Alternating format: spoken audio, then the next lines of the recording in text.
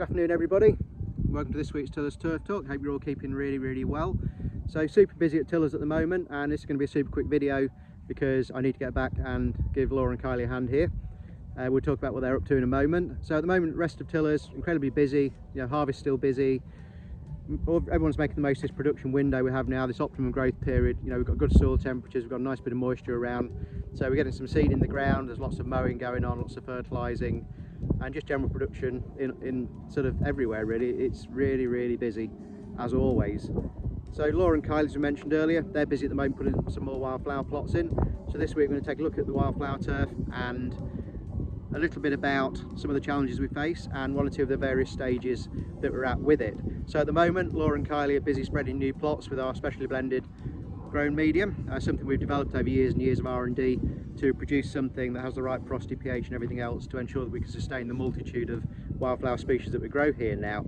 So we think we've got it bang on, and once the seed's down on here, this is going to make a fantastic wildflower turf product, and not just cosmetically but fantastic for the pollinators. Brilliant stuff. We're going to have a look at the next challenge.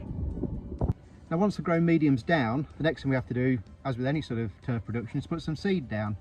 Now the interesting thing with wildflower seed, and one of the challenges of it, is if we take a closer look, and I have a little sample here, you notice a multitude of different sizes in there. So with everything from sort of a speck of dust through to some much bigger seeds. So the challenge then is making sure we get a nice even distribution all over.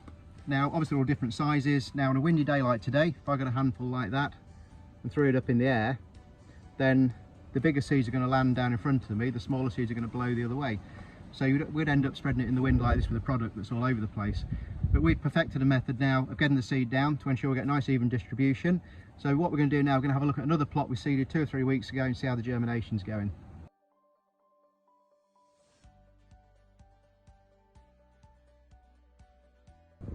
So I've just come down into another plot now, and this is one that we sowed, I don't know, maybe 2 or 3 weeks ago. And as you can see with the natural rainfall we've had recently, and as good as the irrigation systems are here, you can't beat the natural stuff out of the sky. It just gives everything that just a little extra sort of, few sort of minerals and everything else that it needs. And this is germinating great, fantastic diverse range of species, and the plant spacing is absolutely bang on. And this is something again that we've spent years of R&D perfecting, tweaking mixtures, percentages, everything else to make sure that we get a good diverse range of species and a continuing ongoing interest throughout the year with different species evolving. So all good stuff, really pleased with this. So we're going to have a look at a plot that's just quite a lot further on.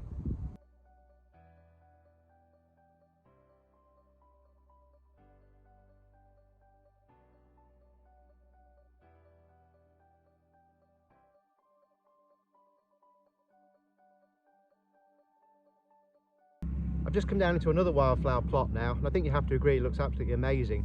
Now as part of our R&D with our wildflower, we do occasionally allow areas to grow on. Now this gives us a fantastic opportunity to have a look at the species distribution, the composition, and see how the product looks in its maturity. It looks absolutely fab, I must say. So we've got things in here like Echium or Viper's bug loss, gives us a nice bit of height there, nice purple flower. We've got things like kidney vetch here, we've got the oxeye daisies, there's a few of those kicking around. Some nice poppies. We always like to have a few poppies in the mix. Oh, it looks fantastic. And yeah, there's so many other things in here now. There's self-heal, there's red campion, there's nightflower and catchfly, and so many other species coming through. So absolutely fantastic. Really pleased with how this one's developing. This is our flora pollinator. Take a look on the website if you want to know more about it. Now, not only does it give a chance to look at the flowers, it gives us a chance to have a look at some of the wildlife it might be attracting. I've just had a walk through here, and I've seen a couple of small mammals. Probably just sort of field voles, something like that. But obviously we know these areas now are fantastic for our pollinators in particular. So walking across here I've seen endless insects, various sort of things like coach flies and various beetles on the stems. I've seen hoverflies, I've seen more bees than I can even count. Loads and loads of those. Hopefully we've got some of those on a video or two. Not only does it attract sort of bees and day-flying insects, but it also attracts daytime moths. Now that is a subject in itself, and the two that I've really noticed today, I've seen a silver Y. If ever you see one of those in your wildflowers, you'll see it landing, you'll see like a letter Y on its leaf. So really quite an easy one to identify. But the absolute highlight for me, and one of my highlights today in my time at Tillers, and this one for me is a real pinnacle of what we're trying to do here, is I've seen a hummingbird hawk moth.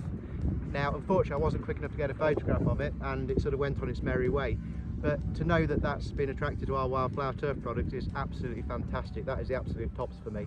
Now they're not terribly common, and you may occasionally see them if you've got a honeysuckle at home. You know, keep an eye out, you may just see one there, but to have one here is an absolute, yeah, fantastic stuff, brilliant. So what a great place to finish the video. So I just want to thank you all for watching as always. Please continue to share, to like, to retweet, help us grow the channel. We really appreciate your views.